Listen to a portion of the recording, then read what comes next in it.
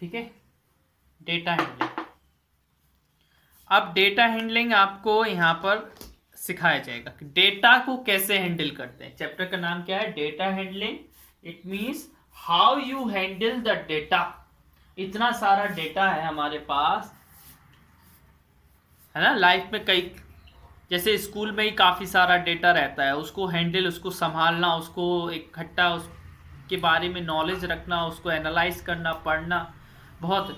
India में भी जैसे कई चीज़ें रहती हैं, उनका डेटा रहता है, उनको संभाल कर उससे कुछ नॉलेज, उससे कुछ रिजल्ट्स निकालना, that is data handling. Data को सही तरीके से हैंडल करना।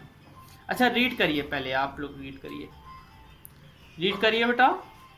हाँ करिए, हाँ करिए।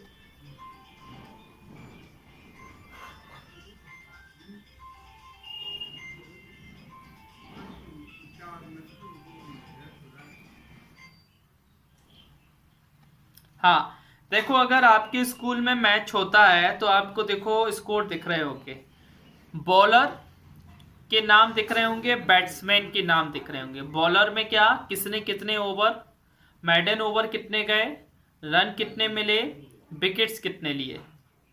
और बैट्समैन हैं, वो भी दिख रहे होंगे, उन्होंने कितने रन बनाए, कितनी बॉल्स पे कितने रन बनाए, और टाइम कितना लगा उनका। ठीक है, ये सब उनको भी लिखा है। आगे पढ़िए बेटा, नेक्स्ट आगे पढ़िए।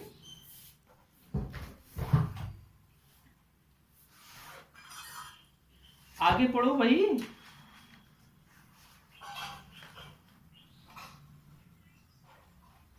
क्या?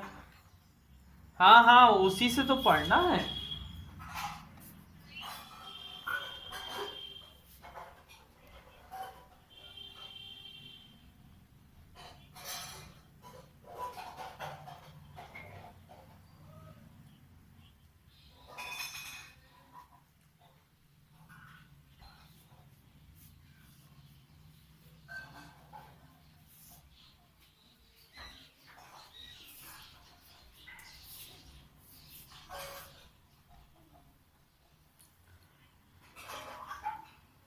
समझ गए ना बेटा? डेटा, जैसे आपके पास डेटा है, अभी तो ये रन का स्कोर बता रहे हैं, तो बोलते हैं कि हाईएस्ट स्कोर कितना रहा, तो आप आराम से बता दोगे, टेबल में पढ़ोगे, हाईएस्ट स्कोर बता दोगे, लोएस्ट स्कोर कितना रहा आप बता दोगे, एवरेज स्कोर क्या रहा। मतलब ये सब डेटा के क्या होते हैं, रिजल्ट होते हैं। हैंडल करने के बाद उसको एनालाइज किया जाता है, डेटा को पढ़ा जाता है, उसमें से कुछ ऐसे रिजल्ट निकाले जाते हैं जो हमारे लिए बेनिफिशियल होते हैं। ठीक है ना। डेटा से बहुत सी इंफॉर्मेशन मिलती है। आज हमारे आसपास चारों तरफ डेटा ही डेटा है, चाहे वो कोरोना का डेटा हो, चाहे वो स्कूल का डेटा हो, चाहे वो किसी सिटी का डेटा हो, चाहे किसी पॉलिटिशियन का डेटा हो, समझ गए ना, चाहे इंडिया के इकोनॉमी का डेटा हो। हर जगह डेटा ही डेटा है, और डेटा को एनालाइज करने वाले बड़े बड़े साइंटिस्ट लगे रहते हैं, जिनको हम लोग डेटा साइंटिस्ट बोलते हैं, है ना। डेटा को एनालाइज, उनको समझना, उनसे रिजल्ट निकालना, वो डेटा साइंटिस्ट होते हैं। हाँ आगे पढ़िए बेटा।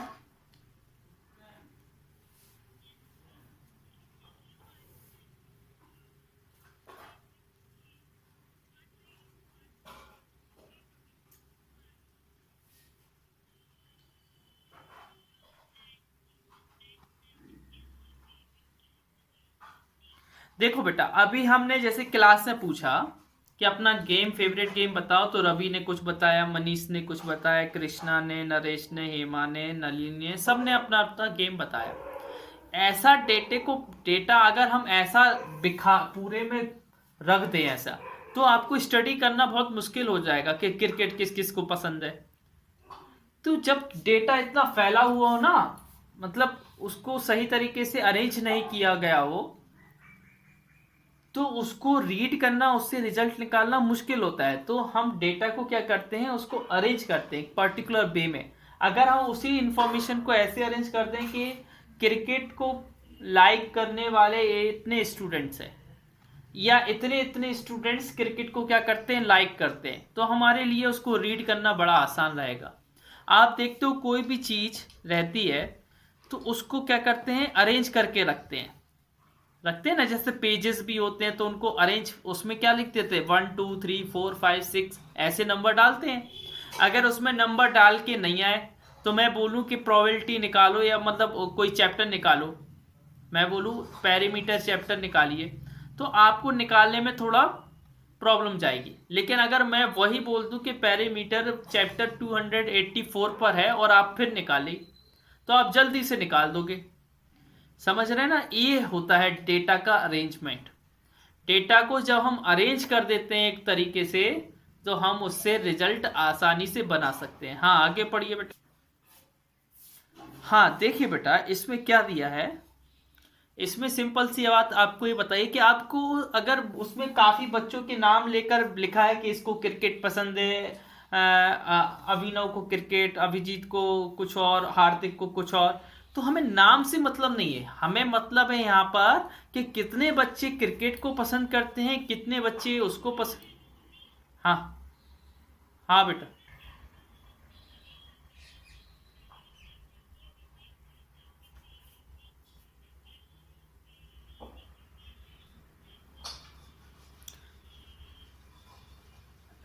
ये एक्सक्यूजेस बेटा क्लास में नहीं चलते हैं, है ना। हाँ आगे बस, अब आप एक्सक्यूजेस नहीं दीजिए। आगे बेटा देखिए, तो यहाँ पर क्या है, फुटबॉल कितने बच्चे लाइक करते हैं, क्रिकेट कितने बच्चे लाइक करते हैं, बैडमिंटन कितने बच्चे लाइक करते हैं, ये हमें क्या चाहिए, ऐसी इंफॉर्मेशन हमको चाहिए। हमको ये नहीं चाहिए कि हमने पूरा बोर्ड भर दिया, सारे बच्चों के नेम भी लिख दिए और हमने नेम के साथ लिख दिया उनको क्या पसंद है। वो क्या लगेगा, बहुत ही हैटिक वाला काम लगेगा कि इतने में से कैसे छांटेंगे कितने बच्चों को क्रिकेट पसंद है, तो हमें एक एक करके देखना पड़ेगा। हम डायरेक्ट एक क्रिकेट का कॉलम बनाए, उसमें से लिख दें कि number of student who like cricket equal to this. तो दैट इज डेटा हैंडलिंग। ऐसे हम डेटा को हैंडल करते हैं, ऐसे हम डेटा को रीडेबल बनाते हैं, उसको पढ़ने योग्य बनाते हैं जिसको हम रीड कर सकें। हाँ बेटा आगे नेक्स्ट रीड करिए।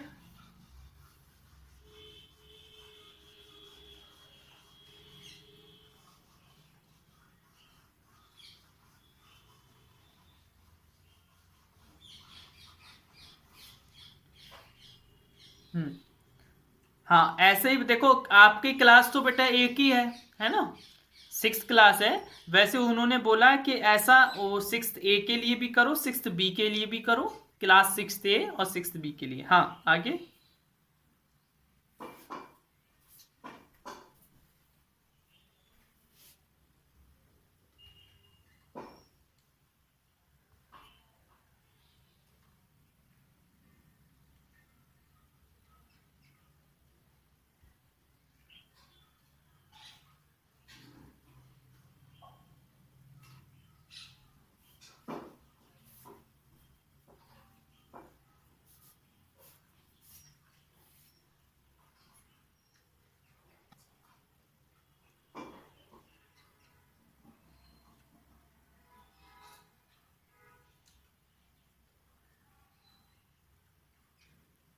समझ गए ना, उसने देखा कि अगर टोटल, इसमें उसने देखा कि टैली मार्क्स बता रहा है वो, अगर जैसे मान लो 1 पीपल फुटबॉल को लाइक करता है तो मैं 1 लाइन बना दूंगा, 2 पीपल करते हैं तो मैं 2 लाइन बना दूंगा, 3 पीपल करते हैं तो मैं 3 लाइन, 4 पीपल तो मैं 4 लाइन।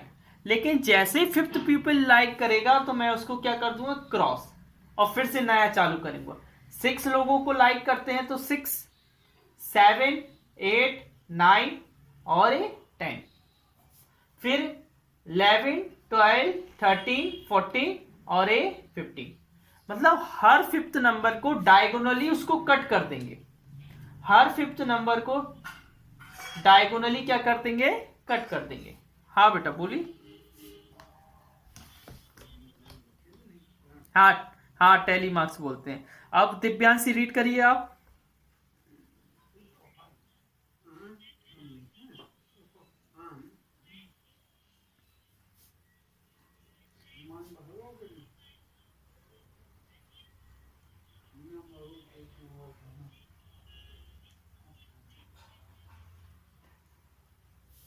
ठीक है बेटा। हाँ, while preparing a table using tally marks, हम टेबल को प्रिपेयर करते हैं टैली मार्क्स को। 4 वर्टिकल लाइंस, आप देखते हो बेटा, जैसे उसको फुटबॉल वाले कितने स्टूडेंट थे जो फुटबॉल को लाइक करते थे? 6 स्टूडेंट थे ना। तो उन्होंने क्या किया बेटा, फुटबॉल के लिए 1 2 3 4 5 और 6, और इधर लिख दिया 6। क्रिकेट वाले कितने स्टूडेंट थे बेटा? क्रिकेट वाले थे 9 स्टूडेंट। तो 1 2 3 4 5, फिर 1 2 3 4 9, ऐसे उन्होंने ये प्रिपेयर कर दिया। क्या? टैली टेबल प्रिपेयर कर दी, टैली मार्क्स वाली जो टेबल थी वो प्रिपेयर कर दी। हाँ, आगे रीड करिएगा बेटा।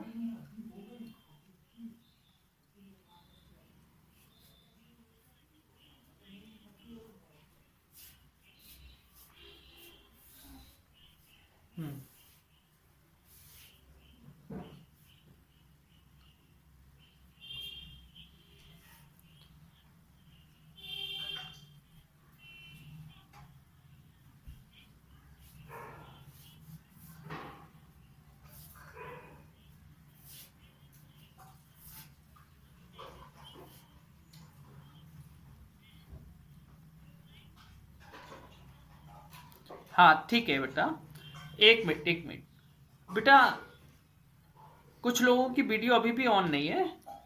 आराम हुआ, आनंद हुए, आन्या हुए।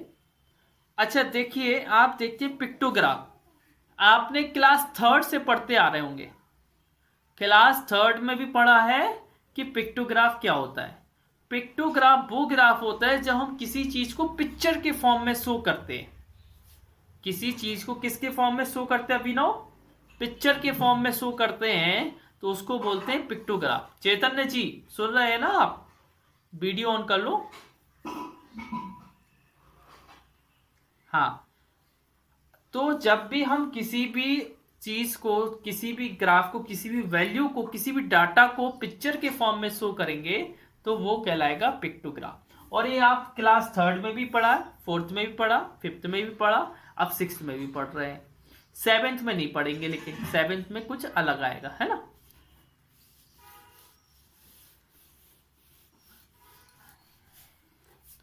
तो हम इसके बारे में वैसे कुछ ज्यादा बता नहीं रहे हैं, है ना। डाटा की डेफिनेशन लिख लीजिए फिर भी आप, है ना, डाटा होता क्या है।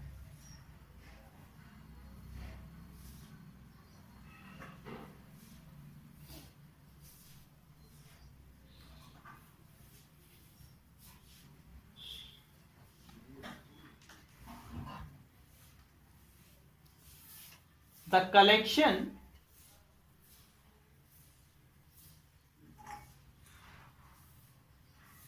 of a particular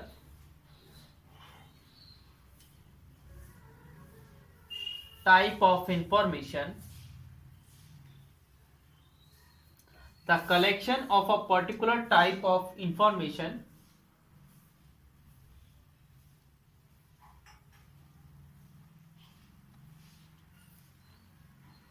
in the form of numerical figure, in the form of numerical figure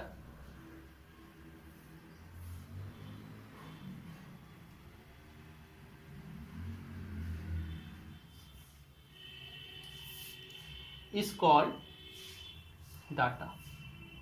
उसको क्या बोलते हैं बेटा? डाटा। इस डाटा में सबसे ज्यादा जो जरूरी बात होती है वो होती है फ्रीक्वेंसी। क्या होती है बेटा? फ्रीक्वेंसी। तो वो फ्रीक्वेंसी की डेफिनेशन और लिख लें आप लोग।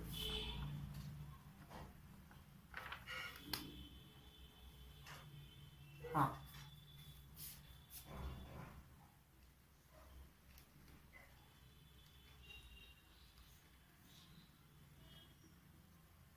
ठीक है, फ्रीक्वेंसी और लिख लें आप। The number of times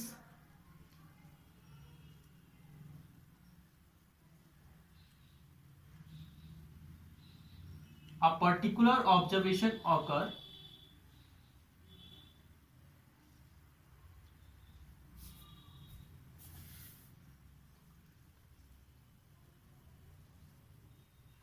number of times a particular observation occur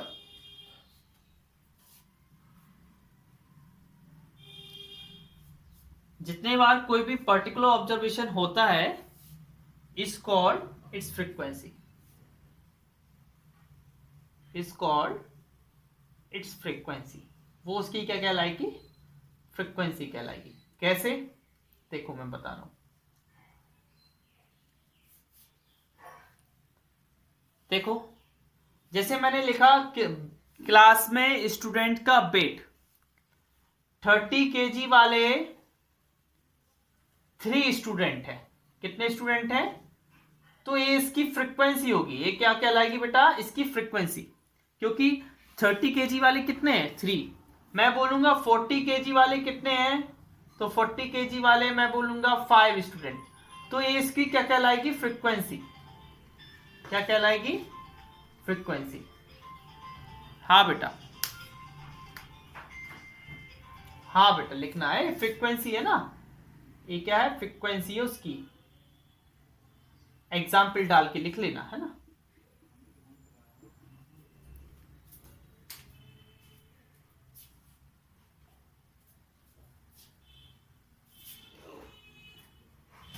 हाँ बेटा बोलिए। हाँ, और देखिए फ्रीक्वेंसी याद रखिएगा। अब एक बार और थोड़ी एक चीज और लिख लीजिए। हाँ,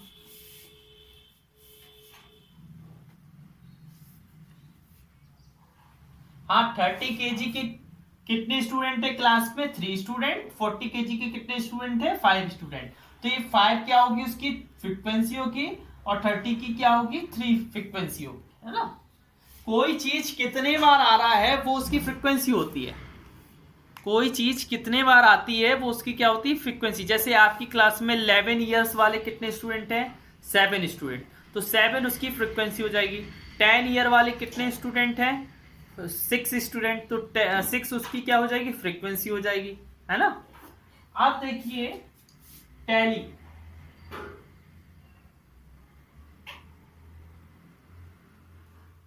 टैली मार्क्स आखिर होते क्या है? वैसे आप जानते तो हो।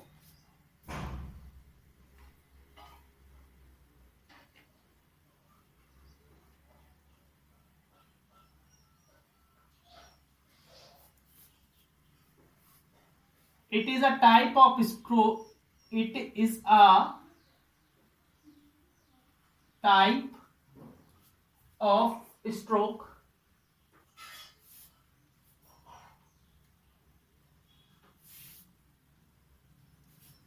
that denote the frequency. जो फ्रीक्वेंसी को डिनोट करता है, that denotes the frequency.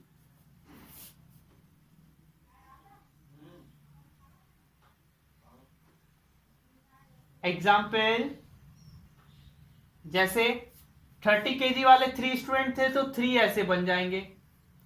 5 student 40 KG वाले थे तो 5 ऐसे बन जाते हैं, है ना। ये टैली मार्क्स हो गए। नेक्स्ट देखिए पिक्टोग्राफ। हाँ,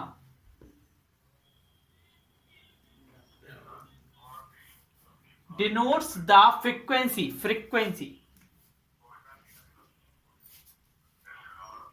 it is the type of graph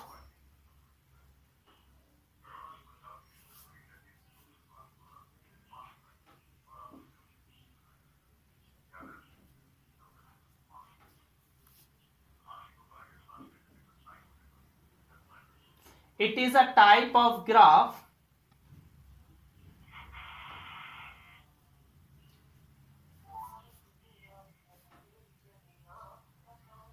which is used to which is formed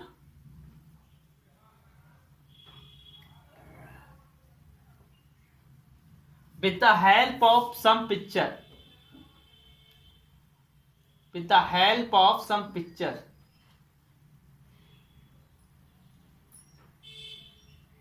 जो पिक्चर की हेल्प से जो ग्राफ बनाया जाए उसको पिक्टोग्राफ बोलते हैं, है ना।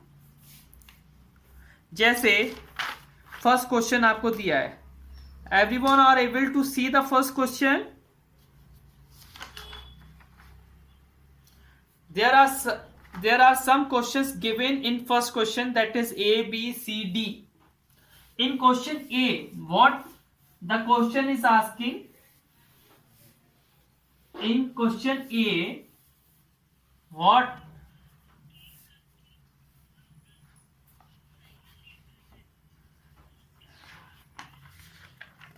हाँ, एक साइकिल क्या रिप्रेजेंट करती है इसमें, ये बताना है।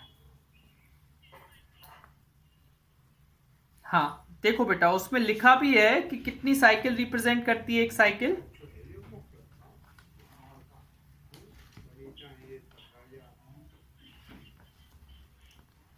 देखो आपको साइड में दिखा भी है, ऐसे टू पार्ट में डिवाइड किया होगा उस फिगर को। एक साइड लिखा है कि एक साइकिल स्टैंड्स फॉर, देखो साइकिल बनी होगी, उसमें लिखा होगा स्टैंड्स फॉर 10 बाइसिकल्स।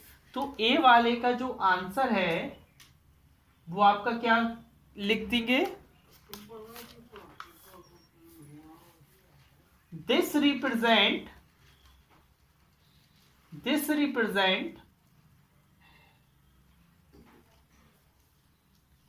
10 बाइसिकल। हाँ बेटा 16A का है ना।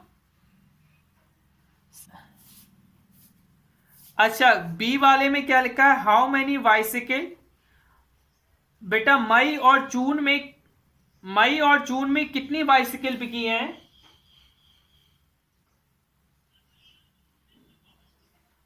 मई और जून में 3 बाइसिकल बिकी हैं, लेकिन एक बाइसिकल 10 को रिप्रेजेंट कर रहा है, तो 3 इंटू 10 कितना हो जाएगा, 30 बाइसिकल्स। नहीं कर सकते। आगे क्वेश्चन नंबर 3 में क्या लिखा है बेटा, पेंसिल से कर सकते हो, पेन से नहीं कर सकते हो।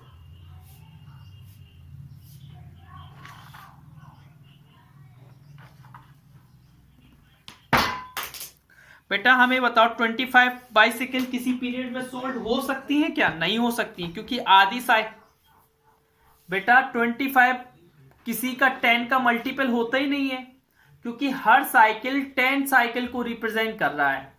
तो 25 कैसे आ जाएगा, या 10 आएगा, 20 आएगा, 30 आएगा, 40 आएगा, 50 आएगा, 60 आएगा, 70 आएगा, लेकिन 25 तो आएगा ही नहीं ना। तो इधर क्या लिख दोगे, none of the month, none of the month, none of the month है क्या है, नन ऑफ द पीरियड।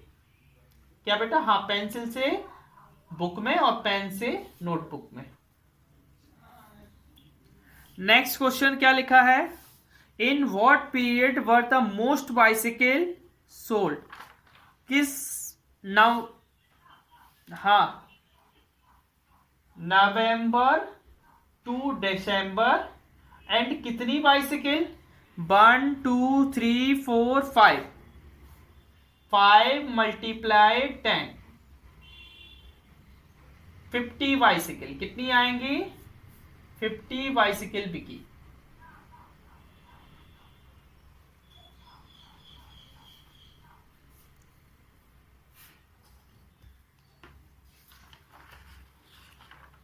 हाँ नेक्स्ट क्वेश्चन,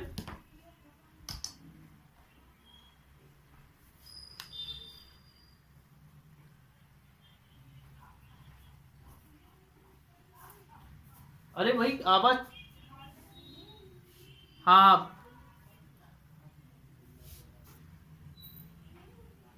हाँ पढ़ो पढ़ो बेटा,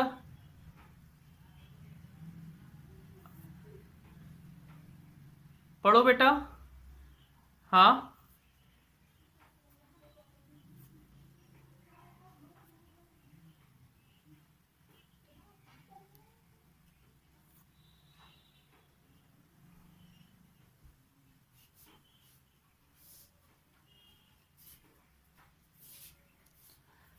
देखो बेटा, इसमें लिखा है एक pictograph show how much pocket money 6 peoples get each week. बेटा मैं ये आप लोगों को होमवर्क पे दे रहा हूं, है ना। आपको ये होमवर्क में है, ट्राई करना, कोशिश करना, बन जाएगा।